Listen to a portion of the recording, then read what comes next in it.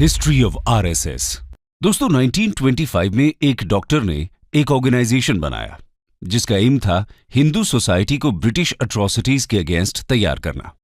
उस टाइम पर किसी ने भी नहीं सोचा था कि ये छोटा सा ऑर्गेनाइजेशन आगे चलकर वर्ल्ड का सबसे बड़ा नॉन गवर्नमेंट ऑर्गेनाइजेशन बन जाएगा।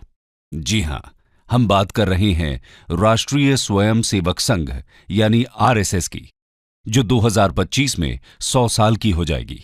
आरएसएस ये एक ऐसा नाम है जिसका जिक्र होते ही राजनीति के गलियारों की धड़कन बढ़ जाती है। ये समाज के भीतर कहीं न कहीं देश के सबसे बड़े परिवार के तौर पर अपनी पहचान करवाता है। लेकिन यहां सवाल ये नहीं है कि आरएसएस का मतलब क्या है। सवाल ये है कि आरएसएस क्या एक सामाजिक संगठन है या फिर राजनीतिक? ये सांस्कृतिक तौर पर काम करता है या फिर राजनीतिक तौर पर, या फिर इसका कुछ और ही काम है? तो चलिए जरा पीछे चलते हैं, कुछ इतिहास के पन्नों को टटोल लेते हैं और जानते हैं आरएसएस का इतिहास क्या है और इसे क्यों बनाया गया। साथ ही ये भी कि आज इसका जिक्र करना इतना इंपॉर्टेंट क्यों है। आइए शुरू करते हैं। हिस्ट्री ऑफ राष्ट्रीय स्वयं सेवक संघ आरएसएस। साल 1907। ये वो दौर था जब बंगाल में आजादी के संघर्ष के लिए क्रांतिकारियों ने अनुशीलन समिति के नाम से एक क्रांतिकारी संगठन खड़ा किया। नागपुर से डॉक्टर की पढ़ाई करने आए केशवराम बलराम हेडगेवार भी इस संगठन का हिस्सा बने और जेल भी गए। दादा भाई नौरोजी ने उस वक्त गर्म सोच के नायक लोकमान्य बाल गंगाधर तिलक को कांग्रेस में आने का न्योता दिया, तो हेडगेवार भी कांग्रेस में उनके साथ ही आ गए। हेडगेवार ने कांग्रेस के साथ काफी समय तक काम किया, लेकिन 1917 में टर्की के खलीफा की गद्दी छिन जाने के विरोध में पूरे हिंदुस्तान में खिलाफत मूवमेंट की शुरुआत हो गई और गांधी जी की अगुवाई में कांग्रेस ने भी इसका समर्थन किया। लेकिन डॉक्टर हेडगेवार को कांग्रेस द्वारा खिलाफत मूवमेंट से जुड़ने वाली बात परेशान कर रही थी। उन्हें ये बात अंदर ही अंदर चुभ रही थी, क्योंकि उन्होंने इसे मुस्लिम तुष्टीकरण की राजनीति माना। हालांकि नाराजगी के बाद भी डॉक्टर हेडगेवार कांग्रेस का हिस्सा बने रहे, बल्कि 1922 में नागपुर कांग्रेस अधिवेशन और 1925 के कोलकाता अधिवेशन में भी डॉक्टर हेडगेवार मौजूद थे। लेकिन इस घटना के बाद डॉक्टर हेडगेवार के दिमाग में कुछ और ही चल रहा था। उन्होंने अब मन बना लिया था कि वे एक ऐसी संस्था को फॉर्म करेंगे जो हिंदुओं के हितों को लेकर चले और आगे बढ़े। उन्होंने इसकी शुरुआत अपने घर से ही की। कहा जाता है कि शुरुआत में डॉक्टर हेडगेवार को सुनने के लिए सिर्फ 12 लोग ही पहुंचे थे, लेकिन 12 से 1200 बनने में वक्त नहीं लगा। धीरे धीरे समय बदलता गया और एक समय ऐसा भी आया जब हजारों की संख्या में लोग डॉक्टर हेडगेवार के विचारों से प्रभावित होने लगे थे और इसी के साथ अब संघ की स्थापना का रास्ता साफ नजर आ रहा था। डॉक्टर हेडगेवार के लिए यह काम इतना आसान नहीं था। इस रास्ते में कई सारी प्रॉब्लम्स पैर पसारे खड़ी थीं। कहा जाता है कि डॉक्टर हेडगेवार जी ने खुद शाखा लगाना शुरू किया। शाखा में योग, सूर्य नमस्कार, लाठी ट्रेनिंग के साथ साथ इंटेलेक्चुअल डिस्कशन को भी शामिल किया गया। धीरे धीरे लोग डॉक्टर हेडगेवार की बातों से प्रभावित होने लगे और उनके इस अभियान में जुड़ने लगे। कुछ ही समय में शाखा में आने वालों की संख्या कई गुना बढ़ गई। अब समय आ गया था जब डॉक्टर हेडगेवार ने संघ को ऑफिशियल रूप देने का सोचा। डॉक्टर हेडगेवार ने साल 1925 में नागपुर में विजयदशमी के दिन आरएसएस की बुनियाद रख दी। धीरे धीरे महाराष्ट्र के कई इलाकों जैसे नासिक, पुणे, अमरावती, यावतमाल में संघ ने अपने पैर जमाने शुरू कर दिए और महाराष्ट्र के साथ साथ मध्य भारत में भी शाखा का विस्तार होना शुरू हो गया। लोगों का शाखा के साथ जुड़ना किसी बदलाव से कम नहीं था। ये एक ऐसा बदलाव था जिसको बनाया तो सामाजिक काम करने के लिए था, लेकिन आगे चलकर ये राजनीति का वो गोल चक्कर बना जिसके चारों तरफ ही राजनीति का ताना बाना बुना जाना था। संघ में लोगों की संख्या लगातार बढ़ रही थी, लेकिन महाराष्ट्र के बाहर अभी भी संघ का कोई खास असर नहीं था। संघ विस्तार के लिए तैयार था और महाराष्ट्र के बाहर पैर पसारने का मौका तब मिला जब डॉक्टर हेडगेवार को 1930 के आसपास बनारस हिंदू यूनिवर्सिटी जाने का मौका मिला। डॉक्टर हेडगेवार बीएचयू आए और पंडित मदन मोहन मालवीय से बात की। पंडित मदन मोहन मालवीय ने बीएचयू परिसर में संघ का ऑफिस खोलने के लिए परमिशन दे दी। बीएचयू में डॉक्टर हेडगेवार की मुलाकात एमएससी की पढ़ाई कर रहे माधवराव सदाशिवराव गोलवालकर से हुई। गोलवालकर बीएचयू में पढ़ाते भी थे, इसलिए उन्हें सब गुरुजी कहा करते थे।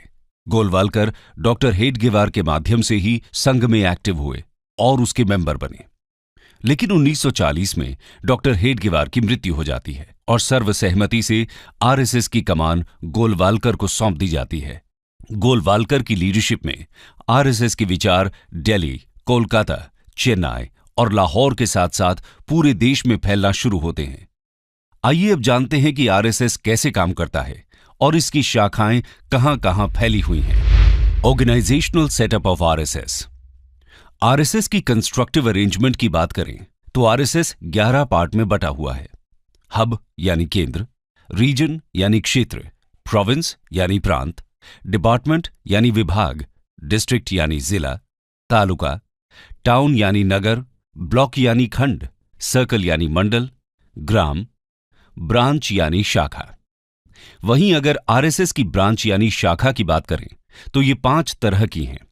पहला, प्रभात ब्रांच, इसमें मॉर्निंग में सभी की मीटिंग होती है। दूसरा है इवनिंग ब्रांच। तीसरा ब्रांच है नाइट ब्रांच। फिर आता है मिलन, मिलन यानी वीक में 1 या 2 बार होने वाली मीटिंग। और आखिर में आता है संघ मंडली। संघ मंडली मंथ में होने वाली मीटिंग को कहा जाता है। दोस्तों, आपको यह जानकर हैरानी होगी कि संघ में करीब 1 करोड़ से ज्यादा ट्रेन्ड मेंबर्स हैं। संघ परिवार के अंडर 80 से ज्यादा छोटे बड़े संगठन आते हैं। अकेले उत्तर प्रदेश में आरएसएस के 8,000 से ज्यादा ब्रांच हैं। केरला जैसे स्टेट में जहां हिंदू पॉपुलेशन कम है, वहां भी आरएसएस के करीब 5,000 ब्रांच हैं। ये तो बात हुई देश के अंदर की। वहीं दुनिया के 40 से ज्यादा कंट्रीज में आरएसएस की 57,000 ब्रांचेस हैं। इसके साथ ही इन सभी ब्रांचेस में डेली 50 लाख से ज्यादा मेंबर्स आते हैं। देश की हर तहसील और 60,000 गांवों में हर रोज संघ की ब्रांचेस लगती हैं। आप सोच रहे होंगे ये ब्रांचेस क्या हैं? तो बता दें कि ब्रांच या शाखा सुबह शाम होने वाली मीटिंग को कहा जाता है, जो किसी भी खुले ग्राउंड में 1 घंटे की लगती है। इन्हीं ब्रांचेस को आरएसएस की बुनियाद माना जाता है और इसी वजह से इतना बड़ा आरएसएस संगठन चल रहा है। यहां रोज सुबह शाम शाखा का आयोजन होता है, जहां सारे वॉलंटियर्स एक दूसरे से मिलते हैं। इस दौरान सभी प्रेयर करते हैं, योग और गेम्स खेलते हैं। साथ ही ये लोग प्रेयर और कल्चरल एस्पेक्ट्स पर चर्चा भी करते हैं। इसके साथ ही यहां सरसंघ चालक को चुना जाता है और हर सरसंघ चालक अपने नेक्स्ट सरसंघ चालक को अनाउंस करता है। प्रेजेंटली आरएसएस के सरसंघ चालक श्री मोहन भागवत हैं। बता दें कि जो संघ में अपने मन से आता है उन्हें स्वयं सेवक कहा जाता है। इसके अलावा अगर हम इसके विस्तार की बात करें तो आज पूरे वर्ल्ड में आरएसएस की करीब 55 सब्सिडियरी ऑर्गेनाइजेशंस हैं, जैसे भारतीय जनता पार्टी, बजरंग दल, हिंदू जागरण मंच, इंडियन फार्मर्स एसोसिएशन, हिंदू स्वयं सेवक संघ, राष्ट्र सेविका समिति, all India world council, Vidya Bharati, Saraswati Shishu मंदिर, वनवासी कल्याण आश्रम, मुस्लिम नेशनल फोरम, नेशनल सिख संगत, वर्ल्ड डायलॉग सेंटर, स्वदेशी जागरण मंच, लघु उद्योग भारती, विवेकानंद केंद्र, इंडियन लेबर यूनियन, सेवा भारती, विश्व हिंदू परिषद एटसेट्रा। लेकिन आरएसएस का काम क्या है और भारतीय समाज में इसका क्या योगदान रहा है, आइए जानते हैं। Functions and contributions of RSS.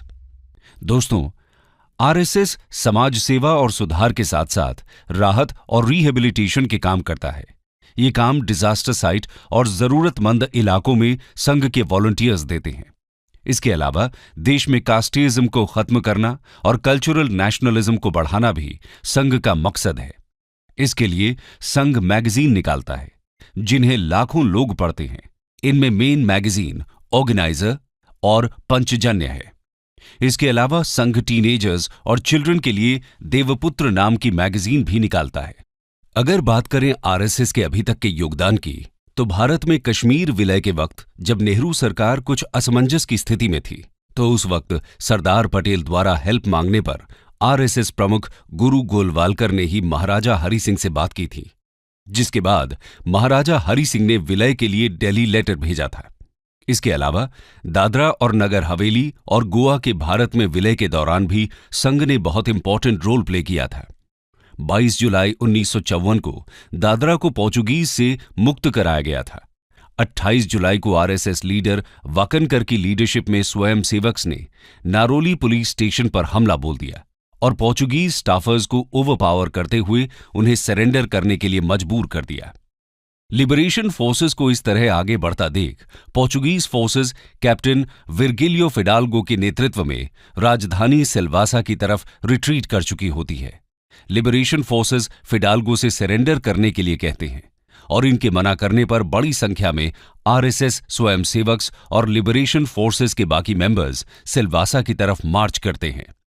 Portuguese भाग जाते हैं और स्वयंसेवक 2 अगस्त 1954 की सुबह पोर्चुगीज का फ्लैग उतारकर भारत का तिरंगा यहां फहराते हैं।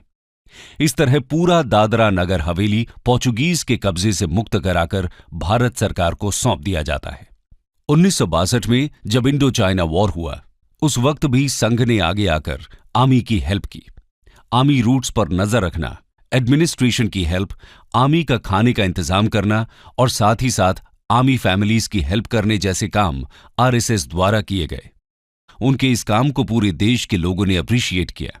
आरएसएस के इस काम को देखते हुए पीएम नेहरू ने 1963 के रिपब्लिक डे परेड फंक्शन में स्पेशली आरएसएस को इनवाइट किया। 2 दिन के नोटिस पर 3000 स्वयं सेवक ने अपनी यूनिफॉर्म में राजपथ पर मार्च पास्ट किया।